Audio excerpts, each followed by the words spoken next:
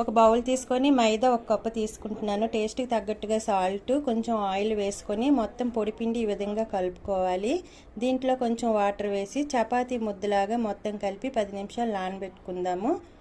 ఈ చపాతీ ముద్దని బాగా కలుపుకొని ఈ విధంగా కలిపాక చపాతీలాగా పల్చగా ఒత్తుకోవాలి. వీటిని కొంచెం పిండేసి చపాతీలాగా ఒత్తుకుందాం. ఒత్తుకునేక ఏదైనా ఒక కప్పు కానీ లేదా ఒక చిన్న బౌల్లది వాటితో బిస్కెట్లలాగా కట్ చేసుకుందాము. ఈ విధంగా కట్ చేసుకొని అవన్నీ ఒక పక్కన ఒక ప్లేట్లో ఉంచుకోవాలి.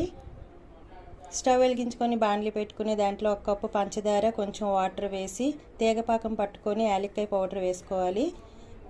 ఒక బౌల్లోని ఆయిల్ వీట్ అవగానే దాంట్లో పూరీలాగా మనం ఫ్రై చేసుకోవాలి. పంచదార పాకంలో ఈ పూరి వేసి 2 నిమిషాలు అటు ఇటు తిప్పి వేరే బౌల్లోకి తీసుకోవాలండి. పంచదార పాకంలో ఉంచకూడదు ఎక్కువ టైము.